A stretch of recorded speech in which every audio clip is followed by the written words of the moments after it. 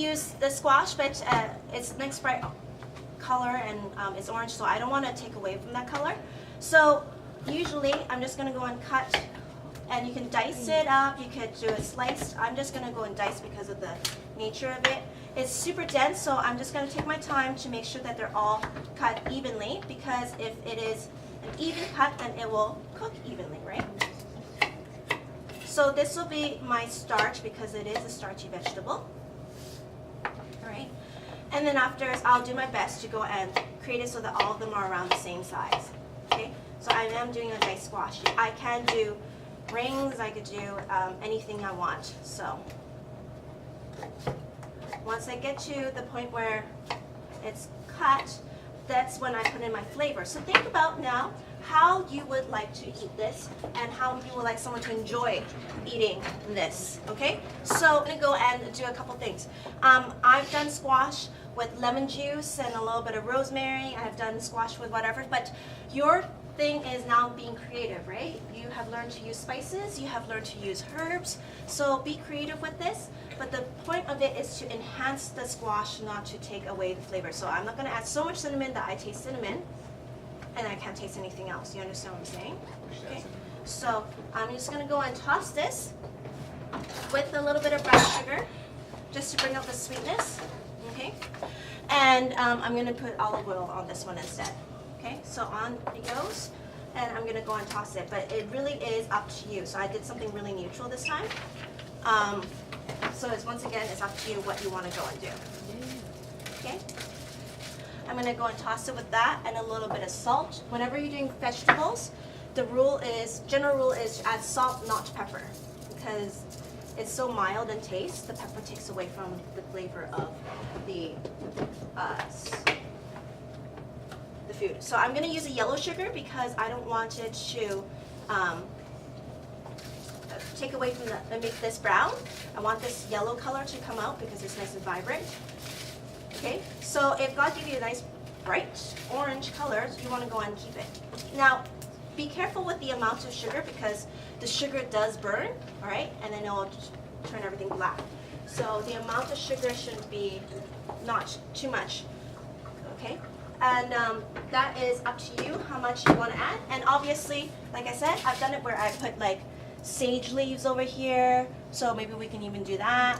I've done rosemary on here. I've done like lemon zest and stuff like that. So lots of things that you could do.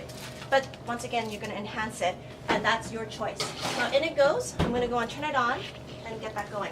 Second thing I'm going to start will be doing my gastrique. You're going to dice up the apple. So now your dices do matter, right? So I am looking at how well you handle your knife now. You should know how to dice an onion.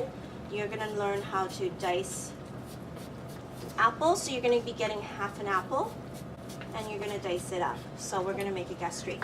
So yeah, try to have it as even as you can. Obviously, if you want to have it so that it's even slices, you just go make long strips right here or rectangles or whatever it is. Then cut it into strips. Okay, you can do it when you're stacking. The more you practice, seriously, it's all about your practice. So you'll get better, right? It's like any type of skills, whether you play the piano, play basketball, right? So I'm gonna start by adding a little bit of butter to saute. It's kind of looking a little bit like my compote that I was doing, right? I'm gonna start with a little bit of butter for my gastrique. You can use oil too, so it can be 100% dairy-free. I'm going to start off with this though. Add a little bit of oil just to bring up the smoke point. I'm going to start by adding my apples to quickly saute it up. Alright? Okay. At this point, once again, you can add different things to it. You can add lemon, you can add I'm going to do apple juice, so it'll be sweet and sour. Okay, I'm going to add some Dijon mustard to this also. So I have a couple things over here, and look at the amounts I have, okay? I have a little bit of honey to bring out the sweetness, okay? And I'll show and I have some Dijon mustard. I have some, this is apple cider vinegar because I want the apple to come out, so apple cider vinegar. Okay, I have the stock, and then afterwards I have the apple juice. Okay, so you see that I'm stacking apple upon apple upon apple to bring out the apple flavor, right? Okay, and once again, you could do things that complement the apple. And you might think, oh, I don't know what goes well together. Everyone knows how to Google, right? Obviously, you Google weird things. So I want you guys to Google what goes well with apple, and you can find out lots of things on Google. And that's one of the things I do whenever I don't know anything. Okay, so instead of me telling you, because there's many different possibilities, I will tell you that. Even though it's apple, it's sweet, you want it to actually be savory, so I am adding my Dijon mustard right in. Okay.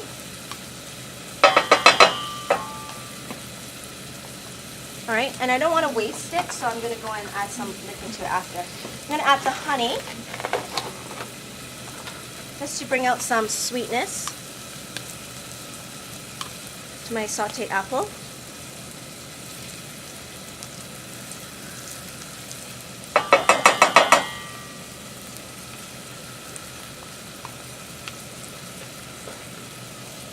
Okay, and I'm also going to go and add my apple juice.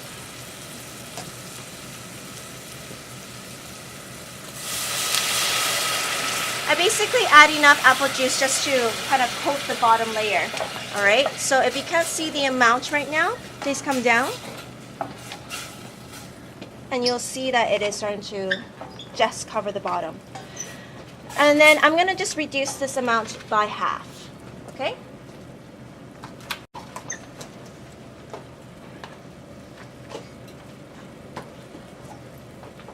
And the cool thing about sauces is like you kind of take whatever is around and you kind of put it in. For example, we made an apple compote.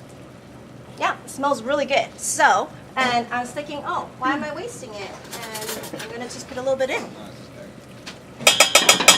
So you could put apple jam, you could put whatever you want. And just mix it so that you build flavor upon flavor. So I'm gonna let this reduce, okay? All right, until it's like half the volume. So why do I reduce once again? Is to concentrate the flavor. All the liquid that I want in here goes away and the flavors end up staying. I'm gonna go now. I want to add my apple cider vinegar, okay, to this, just to give it so that there's a little bit of a kick to it. Sourness, because it might be too sweet. And obviously, it's a sweet and sour thing, just like the relish, so you're going to taste it. If it's too sweet, add more vinegar, right? If it's too vinegary, add more sweetness. And that could be from honey, it could be from like the apple juice, it's totally up to you. So I'm just going to go and finish this off. And to be honest, every single time I make this sauce for every grade 9, I always do something a little different. Just because I don't know, I can. I don't have to do everything the same. So once it's reduced by half, it looks a little bit creamy and thick. I'm just going to add around this amount of chicken stock. Okay? Yeah, it could be chicken stock, it could be beef stock, but I want it so that it's not brown. So I want it to be a nice white color, so I'm going to be adding the stock. Okay? Huh? Okay. So in it goes, and I'm going to go and leave it to reduce again, okay? And because of the honey, because of the amount of compote, it's going to be pretty tasty. So I'm going to first of all give it a good taste just to see where the flavors are at, if I need to add a little bit more. Obviously, I have to anticipate, okay, this is going to concentrate by half, so all this flavor will intensify, all right? So I taste everything and it tastes a bit too sweet, because I can't taste the sour at all. So what I'm going to do is I'm going to go and add some apple cider vinegar. You're going to go and start by making whatever shape that you want, okay? Well, obviously you're not doing it so that it's different shapes everywhere. So I'm going to go and add the apple cider vinegar. Just a little bit, just to balance it out again. And then I'm going to let it reduce by half again. I'm going to go and start to cut my zucchini, I could do half moons, I could do moons, but just think about it. Once again, the sizing is very important, right? So you want to go and do that. So I'm gonna do dices, slices. So I'm thinking I already have a cube. I think I'm gonna do half moons on there. So then I decide on what it is. Kind of like you decide what your haircut wants to look like before you end up cutting it, or else when you start cutting halfway, say, oh, I didn't want it to look that way. Too late, right? Did that ever happen to anyone? It's a little bit, huh? Yeah. You want to make sure you know exactly what you're doing. So, like I said, it will be a green vegetable on that day, but I don't know what it is. So, you get to choose a green vegetable, okay? But I'm going to teach the concept of sauteing. Oh, sauteing. Okay? And we're going to go from there. So once again, sauteing is just taking some type of vegetable or meat or anything else. You're going to put it in a frying pan that's seasoned and then you toss. Okay? So I'm going to use, this time I want to use olive oil so I can have the flavor of the olive oil. I need two things. If someone could grab me a cutting board. Yeah. And one person grab me a plate. And one person actually grab me a, actually I don't need this around now. Okay. So I'm going to start by, thank you. So I'm going to heat this up, nice and hot.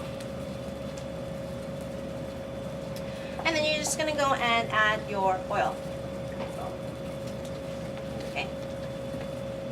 And if you take care of this pan properly, you can reuse this for your next thing, the breaded pork. All right. But if you don't control your heat, then that means that you need to do some scrubbing. But I'm going to go and turn on the heat, make sure that it's nice and hot, make sure it sizzles. Yeah. So then I put them all in.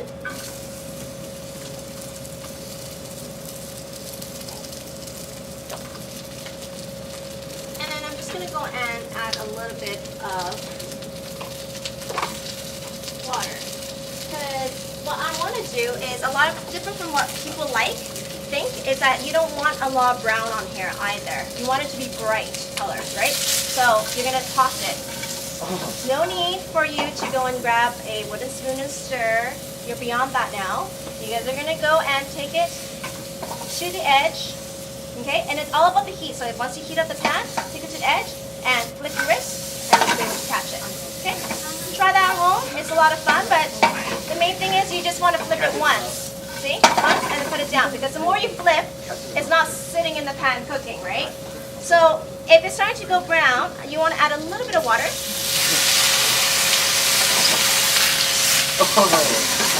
And it's steam. And the steam and the frying will actually continue to cook it and brighten up the flavor. Okay? Alright, the color.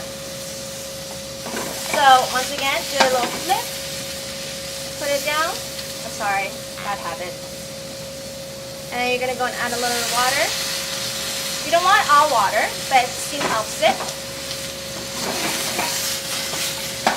And you want to cook it until the squash is actually okay.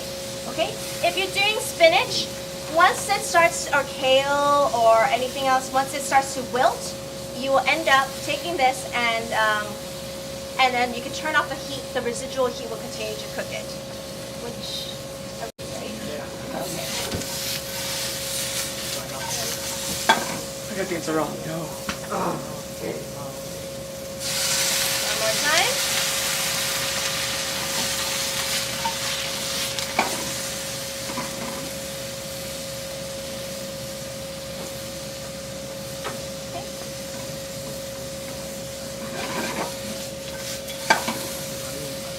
Alright, I'm still taking an eye on this guy, okay? I'm cooking it down. Alright, now it's kind of like it's transparent. I'm going to put this right into my container so it's all ready to go. My sauce is looking pretty good. I have to keep working at this and I hope that the dices will not disintegrate. So I'm going to taste this.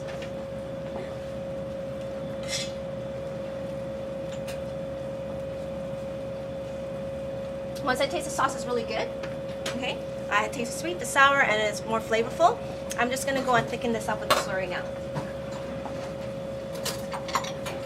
So I'm gonna take a little bit of the slurry. Everyone does this, they dump it in, and it always becomes a disaster. They say, oh, I'm just gonna tap a little, and it just whole thing comes out. So always bring a spoon and take a little bit of your slurry, and you're gonna go and thicken up. Okay, you don't have to add a lot. It's not about the cornstarch. Okay, so you want as minimal as possible. Add a little bit of water. Stir it. And you're gonna add it in a teaspoon at a time because you want to see it thicken. In order for it to thicken, it will end up bubbling, and then when it becomes clear. So I take a look at it, it's still not thick enough, so I'd put another one in there. And if it's creamy, that means that it's not cooked through. Okay? If you want to use brown stock, you can do that. If you want to use white stock, which is what I'm doing right now, you can do that too. So it looks like it's pretty good. And if you want to do a tester, you can actually take this and put it over your plate and see if it runs properly. Okay? It's a little thicker, it's a little bubblier. So if you need to, everyone can come over here and take a look first and then go back. It should look a little bubbly, like this. The thickness of a maple syrup, okay? So notice I didn't add it all. So I'm actually watching the amount, and then once it's done, I turn off the heat. This is ready to go. I don't want to let it reduce. I can always turn it back on to quickly heat it up, but not to let it reduce. Okay. Once that's done, I'm just going to go and check before I start. My roasted squash is bright in color, and I know it's done just like the potatoes. If I could take a fork, be able to poke it in. If it doesn't poke in like some of them, all right, that means I need a little bit more time. So I'm going to start my breading of my pork. I'm going to start off by taking a saran wrap over it. And you're going to take some kind of pot and you're going to pound it, flatten it up. And this is actually a trick in the kitchen that people use to go and make it so it looks like it's a bigger piece than it actually is. So sometimes when you bread the food, it'll look like a lot bigger. And when you do it, I don't have a mallet, but you can use like this too. But you're gonna go and pound it out, and it's really easy. And why do I do it with this one? Is because, well, why am I wasting it for just one thing? Like, it costs money to go and buy it, so I can use this as an alternative. So I start by pounding it from the middle, and I make it 1.5 times bigger. So basically I'm flattening it out. So if you look at it, it looks like, wow, this is a really big piece, right? But it really is the same size and same amount of meat.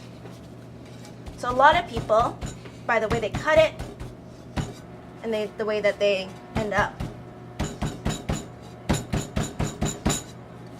serving it. So I'm using I'm literally pounding it, but I want it to be even. And I'm actually not like whacking it. It's actually just me pounding it so that it becomes a little bit bigger and a little bit thinner. So that all I need to do is once I shallow fry, it should be fully cooked. This guy doesn't want to give. So I start for the center and I push out. Okay, it's a little bit bigger.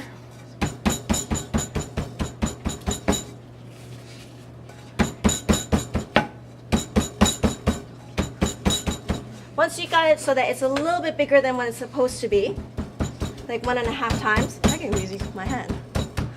Same thing. Okay, so once you have that and it's a little bit bigger, you're gonna take the saran wrap away. And you can bread this anytime. So if I were you, the breading station is gonna be up here. You will bread here, but you can bread it anytime and just put the meat in the fridge, okay?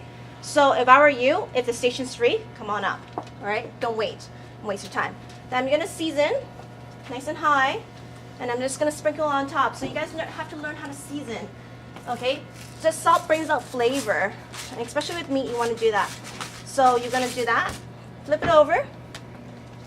You're gonna do the same thing on the other side.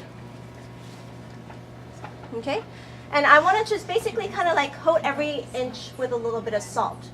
Okay, so I'm kind of moving it around and seeing where it lands. I'm not gonna make it so it's splashed on either end because each area should have a little bit of salt, which turns into bringing out the flavor. If one area doesn't have the salt, then one area is too salty. So if I do it like this way and put it really low, I'm just gonna get really pockets of salt. Makes it one part really salty and one part not. And start to do my breading. Now I have my breading hand and I'm gonna do it with 3 stations, okay? And I'll do it like so. I have a flour station, then I do the egg wash, okay? So I do have egg and I'm gonna make it so that there's egg whites and everything in here, okay?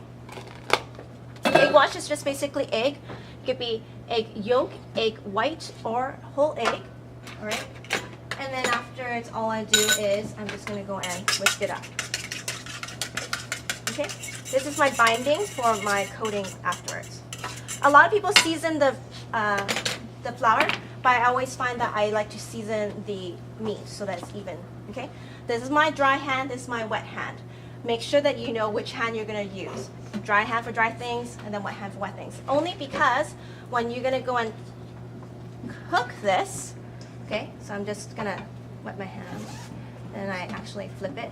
You end up coating yourself and breading yourself and your fingers if you don't do the wet hand, dry hand thing. Okay, so I'm using dry. Make sure that it's all covered with every last bit with the flour. This is called dredging, and in it goes into my egg mixture. Same thing, I'm gonna do that. Okay, flip it over. Okay, so this is my dry hand, or else you're going to end up breading yourself. So that won't be very fun. Actually, it's kind of funny. There's always one person who does that. Okay, so then my wet hand, I'm going to go and put this over. Okay, make sure that every bit is covered, or else the breadcrumbs won't stick. Make sure that any little bits will be shaken off. Okay, shake it. Okay, especially that little bit of egg white. Okay, once it's done, you're going to put it right into the breadcrumbs. Okay? And you're just going to give it a little shake again. Okay? Put your hand over. And then afterwards, this is done. On it goes. Okay? So, same thing. Put it in the breading. All over. Okay? So, notice, and I'll just do it for fun, just to show you. If you end up breading it with this hand, right? So that's your 3, and this station will be left up in the front. To shallow fry, you need to do it like a proper seasoned pan. So you heat up the pan, and you want to make sure that the oil is running like water, but you have a good amount of oil. If you do not properly season, you will have this soak up the oil and you'll eat up the oil instead. But that's not what you want, okay? So, now that it's seasoned and it's running like water, that's the good thing. I'm gonna put it in and it should sizzle. Okay?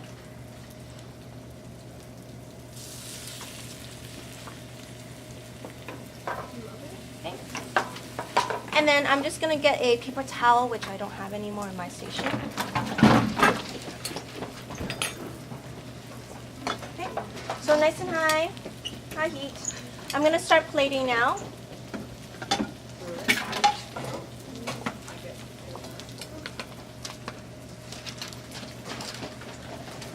Just gonna go in, I think, do a fan this time. Don't worry, I'm still multitasking.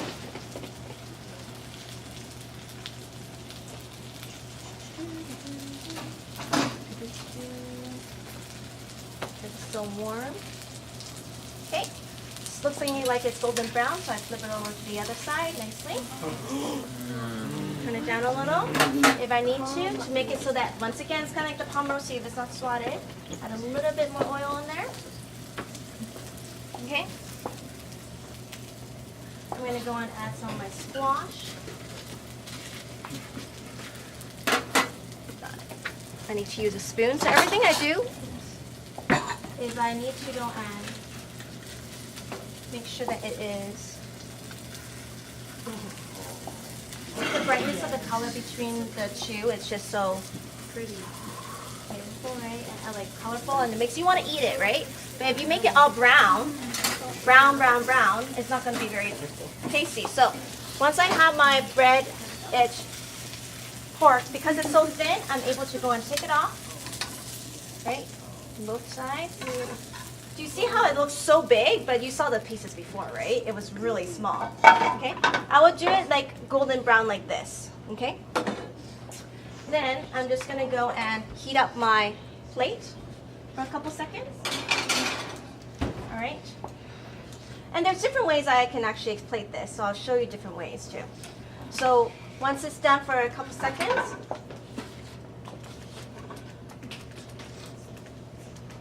I'm going to bring this up. So I could do it as a pile, but why not do a pile here, here, and here. A little fan here, put a little, we'll see. Okay, let's do piles. And one more, just for the sake of it. Yeah. Okay, I'm gonna put my sauce under, not over, because of the amount of, see how it runs like maple syrup, okay? And the speckled part looks really nice, so I'm just gonna go and see it slowly runs. That's what you want. If it runs like water, then that means that it's not good, okay? Once you have that, you're gonna put on your breaded pork. So this looks way too big, so I'm gonna put this one. See, this is when plating kind of matters. And then afterwards, I'm gonna fully cooked. I'm gonna put this right on the bottom. Because of the squash, it actually makes it lift it up. And then put it right on top. Give the edge a white. That's pretty. And then basically you're done.